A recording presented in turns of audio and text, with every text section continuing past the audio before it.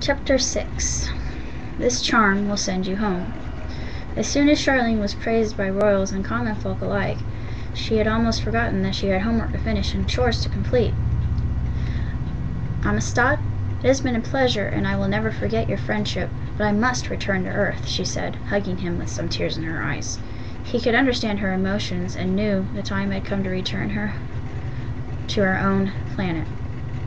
He gave her a beautiful iridescent stone called an enchantment that was presented in amulet form. These have been mine from the caves of Haaland. The enchantment is our method of currency as well as a method of transportation if we're in a rush. Sometimes the enchantments are used for engagements, Amistad stated as he placed the pendant around Charlene's neck. Her gray eyes glimmered warmly behind salty, bittersweet tears. Thank you. What word should I use to return? She asked. Terra firma. That should do the trick, Amistad replied. Suddenly the Duchess hugged her again and thanked her once more. Again the people were gracious in their praise before she said the magic incantation that delivered her home. She would never forget the people she met or the greatness that she had felt calming the wild nymphs. In fact, it had inspired her to do greater and more impressive acts back home. From this day forward, she would be a leader rather than someone blindly following the crowd. Epilogue.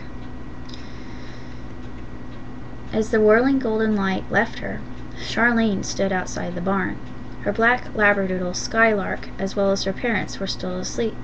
Clutching the pendant close to her heart, she sighed and walked into her room. Charlene saw that the clone of her had worked and no suspicions had been raised about her absence. As soon as she approached the bed, the clone disappeared into a golden mist. The dust from the aftermath had been left behind. Not bothered by the fact that fairy dust was left over, Charlene snuggled back into the bed and went to sleep, looking forward to a brighter future that waited for her once the sun rose again in the Oklahoman sky. The end.